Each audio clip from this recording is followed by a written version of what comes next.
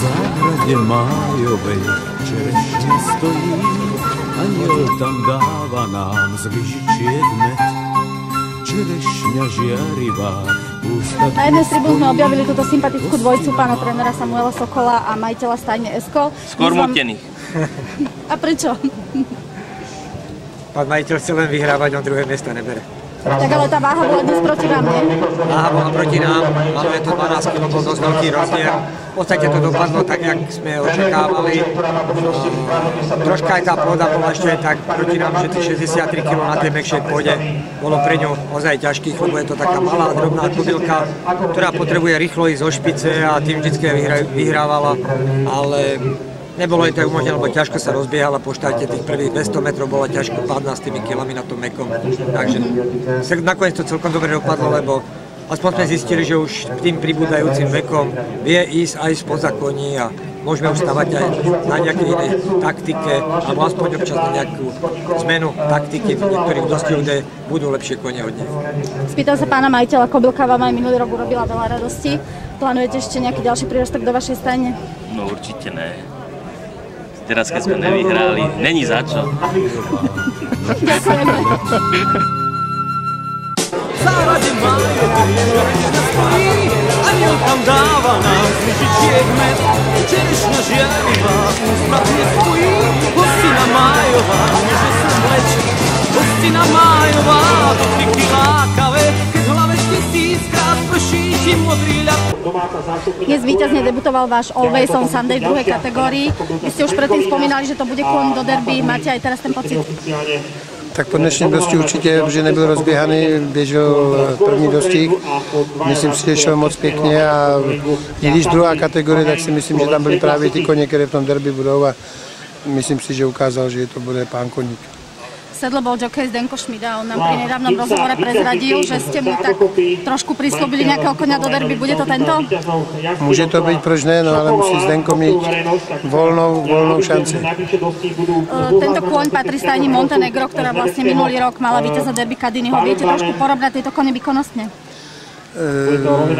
Prozatím ne, ale Kadiny toho uměl trošku víc asi, ale tento kůň je zase úplně jiný typ a myslím si, že na to derby se bude hodit lepší a majitel mi ho na to koupil. Chceme vlastně to vyhrát po 8, aby jsme drželi, nebo po 7, aby jsme drželi ten prim. Budeme držať palce, ďakujeme. Áno, je to derby kôň, môžem povedať 100%, určite dlhší dištancia mu prospie, je veľmi voditeľný na malíškoch, čo od neho chcete, to spraví koník. Pán tréner Valachovič, blahoželáme k druhému miestu Distant Rokita. Pre mnohých je to veľké prekvapenie, tak odhalili ste v ňom vlohy šprintera? V podstate áno, minulý rok sme si zakrývali oči, nakoľko on je triedovo dobrý aj v práci na dlhšie dištance, tak tam ten materský otec Monzún zohral veľkú úlohu. Viete, pre každého trojročného koňa je vrchol derby, takže chystal sa. Vedel som, že 2400 to nebude, ale že by to mohlo byť na to rakúske derby. No, lenže tam prišlo trošičku k takej neblahej veci, že tam sa to tým prehnaním toho vytrvalostnejšieho tréningu prejavilo tak, že do toho derby stuhol. Zostal tuhý proste a už som vedel, že keď išiel, že to není ono. Není ono proste a tam aj Nino Muru dostal príkaz, že keď sa ti to nebude zdať, položiť ruky, netrápiť koníka, netlačiť ho nikde. A dostal, do konca sezóny odvtedy dostal oddych, začalo sa s ním robiť až v októbri, v podstate robil celú zimu a v Rakúsku ešte taký náznak návratu na tú stredotrať, ale tam ukázal jasne, že túto cestu nepovedie a takisto aj Franky Drozda dostal pokyn položiť ruky, pokiaľ tam uvidí, že už v celovej rovine nie, odložiť byť, položiť ruky, nechať odecovať. A preto je to pre mnohých prekvapenie, že teda tam došiel posledný v Rakúsku a ďalšie dva štarty na 14 a 12 metrov zvládol takýmto brilantným spôsobom. Logicky nasledujúcim štartom by mal byť šprint na Tour of Gala, je to tak? Áno. Ešte nám prezrate, ako došlo k spolupráci s jazdcom Stanarevičom? S jazdcom Stanarevičom aby som to nejak kulentnejšie povedal, není jazdcov. Není jazdcov, proste som ho oslovil, skúsil som to a tak zatiaľ. Ďakujem.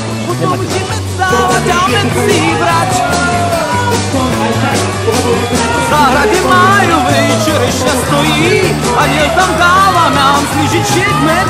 Čerešňa žiarivá, ústa dnes spojí, hostina májová, nože sem leč. Tréner Tuma, blahoželáme k víťazstvu Triptu Rodosa. Ten priebeh bol taký ako u toho koňa väčšinou. Zozadu to bolo, takto to bolo plánované? No, tak určitě, pan doktor Chavada si bude nadávat, že chodí zezadu stejně jako Maridy. Já bych řekl pravdu, já jsem dneska, říkat se to nemá, a dneska jsem vyhrát teda jako nechtěl úplně. Hned jsem se ptal Honzi, jestli ho zbil, říkal, že jednu, tak budu mu věřit, snad ho nezbil. Je to dobrý kůň, dostal jsem výhrušku, tak stará, že bude pryč, tak snad to Trip nějak uklidní tu situaci. Minulý rok išiel touto cestou aj Meridy, ktorý potom vlastne vyhral veľkú cenu Slovenska. Má to v pláne aj Triptu Rodos? No, věřil bych tomu, nebo určitě asi tu velkou cenu Slovenska půjde, ale dosti jsou. Dělám to chvilku a proto tomu nerozumím, takže mám z toho strach, to bude 3 týdny. Dneska jsem chtěl být pryč, chtěl jsem vyhrát velkou cenu Slovenska. Uvidíme, co bude 3 týdny. Vy ste sa o tomto koňovi predtým nevyjadrovali úplne lichotivo, čo sa týka jeho povahy. Vyspel trošku, je to iný kôň už? On má svoji ošetřovatelku Evu Kopečnou, která to úplně stejně jako on, takže ten kůň běhá pro ní a ten rozhovor tady měla dělat Eva Kopečná, ne já. Takže kůň je na tom podat stejné, když mi to ta ošetřovatelka s ním bude dávat, bude vyhrávat. Takže to je jejich zasluha a já se na to jenom hraju. Ešte sa opýtam na jedno meno. Dnes sme videli v obehu aj Sinuheta, čo je štvoročný kôň, ktorý sa dneska prvýkrát ukázal na Vesťovej dráhe. Bolo z toho veľmi tesné druhé miesto, tak nám približte tohto koňa. Sinuhet to stejné, Honza řekl, že ho nezbil, nechtěl jsem ho zbít. U Sinuheta je vidět, že tomu vůbec nerozumím, protože ten kůň podal doma takový výkon, který jsem si myslel, že bude debutovat hned venku, pak zase nechtěl. Má jistý problém zdravotní, ale je to moc dobrý kůň, strašně drahej, takže ten kůň vyhrávat bude, nesmíme ho pokazit. Má problém, byl u pana Šatry, tam to taky nešlo, u nás teda zatím chodíme s ním po lese a Honza říká, že bude dobrý, no tak já jsem to o něm taky před 14 dněma tvrdil v práci, ukázal moc dobrý výkon, pak se mu zase nechtělo, takže otázka, jak to s ním zvládne. To zase ho jezdím já, takže takový souboj, jako Eva jezdí Tripa, těm to jde, já jezdím Sinuheta a uvidíme, co bude. Popstar, tady jako dvouletý debutoval, byl těsně druhý o hlavu, od té doby nechce, půjde Hirdy. Pan Chala říká, že končí, snad nám ho ještě nechá a půjdeme s ním Hirdy, uvidíme, ano. Dobře skáče. Ďakujeme. Páni, tým na jarnú cenu kobyl? Favorit alebo nejaké prekvapenie? Čo si vymyslíte? Možno prekvapenie niekoho číslo 10. Čo hovoríte? Dobre. Janko, ty to jak vidíš? Ja skôr vidím tú Tojanu, že by to mala spraviť. Uvidíme. To ani. Jaký táto taký film? Tak tohto náruživého stávkara tentokrát využijeme. Povedzte nám váš tip na jarnú cenu kobyl. Jarná cena kobyl, môj tip je Literália. Mimochodom, pre tých, čo nepoznáte, tak toto je otec jokeja Jana Havlíka. Čo hovoríte na váš, že si na akom to dnes ide? Tak som ticho radšej, ide mu to dobre a dúfam, že aj teraz dobre obstojí. Má slavný den, tak ať se dneska všem líbí. Já chtěl bych jí ten nejhezčí dárek dát. Má slavný den, tak ať se dneska všem líbí. Já stejně dřív jsem pro ní zkoušel hrát. Má slavný den, tak ať se dneska všem líbí. Já chtěl bych jí ten nejhezčí. Jokejka Korečková, máte za sebou víťazný štart jarnej ceny kobyl. Velká radost? Určitě velká. Já jsem před týdnem byla druhá v naší české jarní ceně kobyl, tak je taková menší nebo lepší náplast na to druhé místo. Ten dostih sa odvíjal podľa order trénera, alebo ste museli improvizovať? Spíš jsme museli improvizovat, protože se po startu byl docela rychlý dostih, kobyla nestíhala naproti lehlý, pak se začala rozcházet a zvenku ukázala ten svůj dlouhý tálej finish, který se jí tady platnil a ukázala, že je dobrá. Vy nechodíte často jazdiť do Bratislavy, ako sa vám to dnes páči? No jsme dneska zrovna takový půl na půl s tou první kobylou naší, kterou jsem tady jezdila, se nám nepovedly starty, chtěla je podlíst, tak se tam trošku poranila, ale není to snad nic vážného, tak jsme to teď zalepili aspoň prvním místem klasice. Uvidíme vás ještě v Bratislave Saddle Lapersi? Uvidíme, jak trenér s majitelem se domluví na její cestě, jestli půjde po Čechách, nebo jestli zavítá znovu do Bratislavy. Pan majitel stajne Ekol Skalica, tak blahoželáme k tomuto veľkému víťazstvu. Je to vaše prvé klasické? Ďakujem. Aj prvé jedničkové a zrovna prvé klasické, áno. Tak. Ako ste to prežívali? Ja ešte neviem, ja tam som behal po tribúne, keď som videl, že už to vypadá dobre a teraz ešte to nemám strebané, ešte neviem poriadne, čo sa stalo, takže ešte viem, ale ešte to nemám, jak si tomu neverím. No. Kobila nepatrila úplne k tomu najúžšiemu okruhu favoritov, vy ste verili v aký výsledok? Veril som, že v trojke bude, lebo viem, že či vo Francúzsku, či v Nemecku bola dve dĺžky, tri dĺžky za grup patrí víťazom a bolo to tu také dosť akože málo ľudí to vedelo, takže doteraz behal len s kvalitnými hrebcami, takže som tajne dúfal, že s tým ako ma ukáže, len som sa bál dištancie. Tak dvojročná behala 19 a toto 17 sme sa báli ešte v Bratislave, že to nebude ono. No. Zaujímavosťou je, že vaša stajňa vlastne má svoju filiálku v Čechách. Ako ste došli k tomuto nápadu angažovať trénera Luku?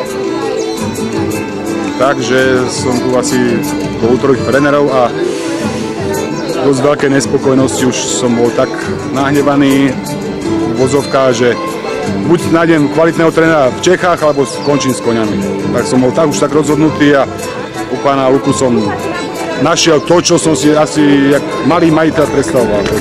Férovosť, otvorenosť, chlapské slovo. A teraz je to podobné, teraz som u pána Linka a tam je to v horších podmienkách, ale ten prístup je skoro podobný. Proste, mám rád, keď sa niečo dohodneme, že to platí, ne, aby niekto za chrbtom podrážal nohy, nemám to rád. Na záver sa ešte opýtam na Kobylku, uvidíme ešte v Bratislave tento rok, alebo kam budete smerovať? Je hlásená teraz na Turgala, na tú 18. A je aj Doux hlásená, není, je v Čechách Doux, ale tu je to otvorené, takže prakticky podobne sa dohlási. Ale teraz ešte musíme s pánom trénerom Lukom, lebo ešte do českého derby hlásená, tak musíme prebrať, či pôjdeme cestou cez Kopile, ako kontrolou cestou, alebo či zase budeme s rožercami, čo ja moc nechcem, takže uvidíme. Nechám aj na jeho názor aj môj. Si víťaz našej ankety, jediný trafil správne Kobylu Lapersi, tak ako aj ste to vsadili? A za drobné, za niečo. Poradia asi nebolo. Poradie nie, poradie vyhrá. A ako ste došli k tomuto typu? Tak Luka, ten český dostih hlavne, s tými žrebcami sa mi páčil, celkom nebol ďaleko. To vyzerá, že to sú dobré kvalitatívne ročníky. Tak preto. Ako dlho chodíte na dostihy? 30 rokov. 25. A vaša najväčšia výhra? Jo, finančne? To už bolo dávno. Ešte bolo v korunách českých, železník, veľa. Pamätný.